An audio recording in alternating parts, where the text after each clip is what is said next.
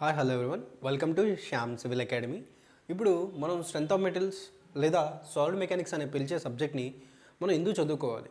So ఏదైనా subject చదువుకునే ముందు వై వేర్ వెన్ అనేది మనకి చాలా క్లియర్గా తెలిసి ఉండాలి. సో ఎప్పుడు ఎక్కడ ఎందుకు నేర్చుకుంటున్నాం, అది ఏ సిచ్యువేషన్లో మనకు ఉపయోగపడుద్ది అని తెలుసుకోవాలి. సో స్ట్రెంత్ ఆఫ్ మెటీరియల్స్ కానీ ఇంజనీరింగ్ మెకానిక్స్ కానీ స్ట్రక్చరల్ అనాలిసిస్ కానీ మనం ఇంజనీరింగ్ మెకానిక్స్ క్లాసెస్ చదువుకున్నప్పుడు నేను స్టార్టింగ్లో చెప్పాను, అంటే మనం ఏదైనా ఇంజనీరింగ్లో దేన్నైనా కానీ ఫస్ట్ అనాలిసిస్ లేదా డిజైన్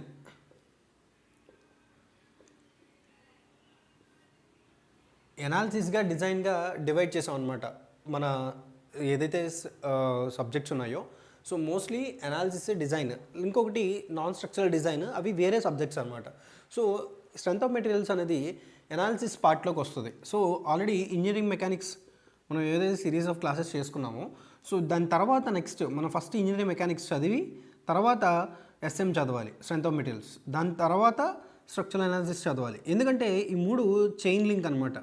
ఓకే, ఒక్కటి చదివితే కానీ ఇంకొకటి అర్థం కాదు. సో మీరు ఇంజనీరింగ్ మెకానిక్స్ క్లాసెస్ చూసాక మాత్రమే మనకి స్ట్రెంత్ ఆఫ్ మెటీరియల్స్ క్లాసెస్ చూడడానికి రావడం బెటర్. సో ఇంజనీరింగ్ మెకానిక్స్ అనేది ఏం చెప్పుద్దంటే, ఒక మెటీరియల్ మీద లోడ్ పడినప్పుడు అది ఎంత రియాక్షన్ అనేది ఇవ్వాలి అనేది ఇంజనీరింగ్ మెకానిక్స్ చెప్పుద్ది.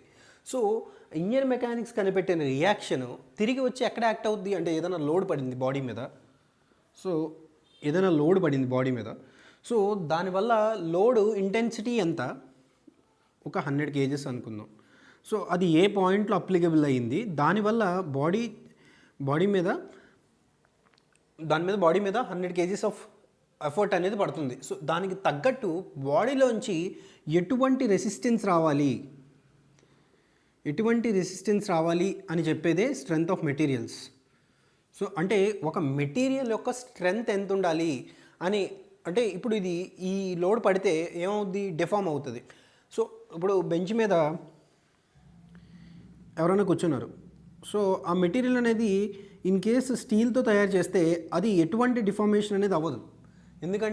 ఎందుకు మనకి స్ట్రెంత్ ఆఫ్ ది మెటీరియల్, ఏది steel strength of the material అనేది compared to normal other materials ఎక్కువ.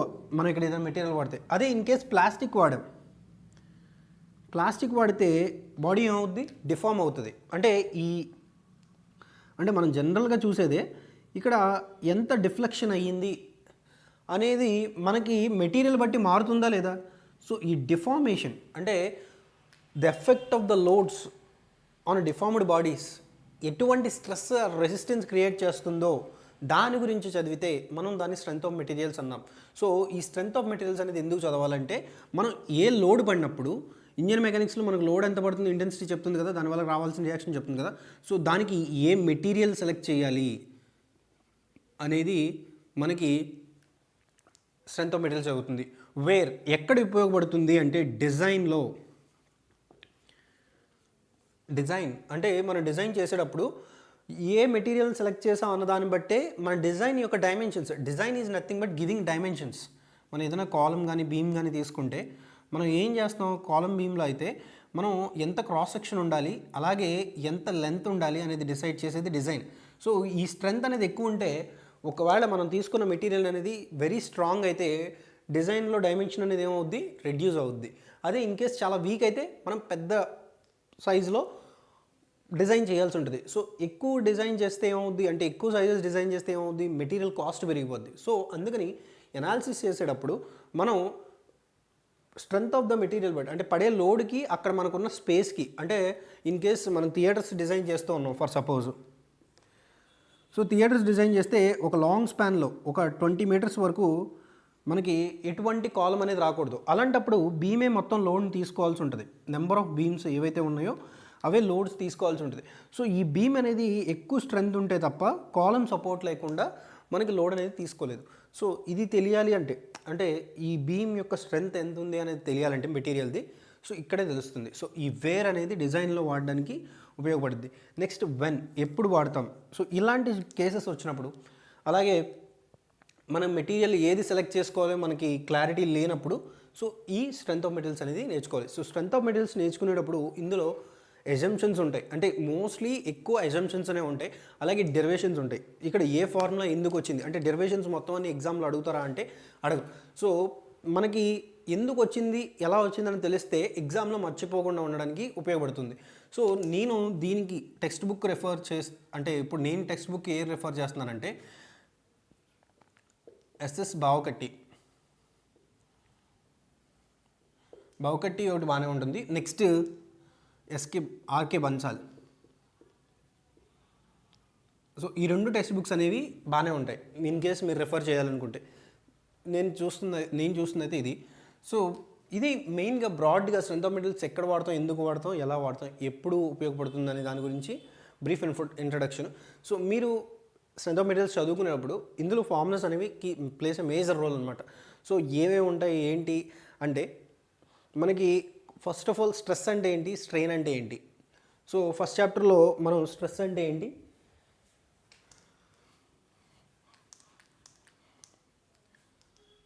స్ట్రెస్, స్ట్రెయిన్, అలాగే మెటీరియల్ ప్రాపర్టీస్ అనే దాన్ని చూస్తాం. సో నెక్స్ట్ వచ్చి కాంప్లెక్స్ స్ట్రెస్సెస్. థర్డ్ వన్ వచ్చి shear force, bending moment.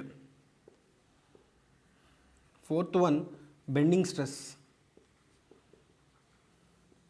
Fifth one వచ్చి shear stress and its distribution. ఇక్కడ బెండింగ్ స్ట్రెస్ మరియు దాని డిస్ట్రిబ్యూషన్. సిక్స్త్ వన్ వచ్చి మనం కాలమ్స్ గురించి నేర్చుకుంటాం. Seventh one theories of failure.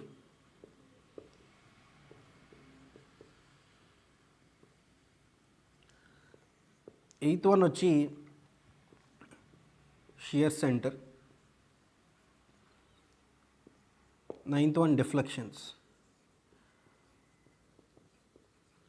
So mostly ఇవి ఇంపార్టెంట్ అనమాట. ఇక్కడ స్ట్రెంత్ ఆఫ్ మెటీరియల్స్ అనేది ఏఈకి కానీ ఏడబ్ల్యూకి కానీ చాలా important. Only 50% of the weightage ఏఈకి అయితే, ఏబిపిఎస్సి ఏఈకి అయితే 50% ఆఫ్ ద వెయిటేజ్ అనేది ఓన్లీ స్ట్రెంత్ ఆఫ్ మెటీరియల్స్ ఉంటుంది. అలాగే గేట్లో కూడా క్వశ్చన్స్ అనేవి ఇంపార్టెంట్.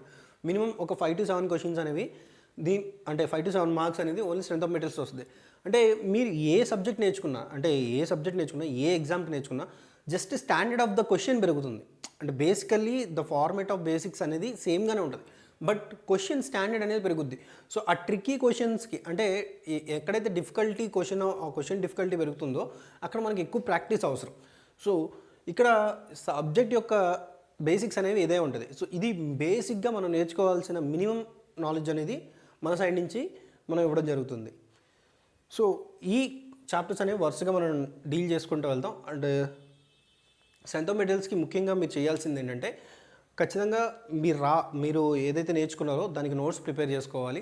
అలాగే షార్ట్ నోట్స్ అనేది, అంటే దాని నుంచి షార్ట్ నోట్స్ అనేది మీరు ఏ మెటీరియల్ అని చదవండి, మెటీరియల్ ఏదైనా పర్లేదు, బట్ మీరు రాసుకునేది ఎలా ఉండాలంటే షార్ట్ నోట్స్ మీరు దాన్ని మళ్ళీ రివిజన్ చేస్తే మొత్తం సబ్జెక్ట్ అంతా అర్థమయ్యేలాగా, మీకు ఎక్కడ ఏ డౌట్ రాకుండా ఉండేలాగా షార్ట్ నోట్స్ అనేది మనం అలా ప్రిపేర్ చేసుకోవాలి. ఫస్ట్ ఆఫ్ ఆల్ మనం సబ్జెక్ట్ చదివేటప్పుడు ఒక నోట్స్ రాసుకోవాలి, దాని నుంచి మనం రివిజన్ చేసేటప్పుడు ఒక షార్ట్ నోట్స్ అనేది డెవలప్ చేసుకోవాలి.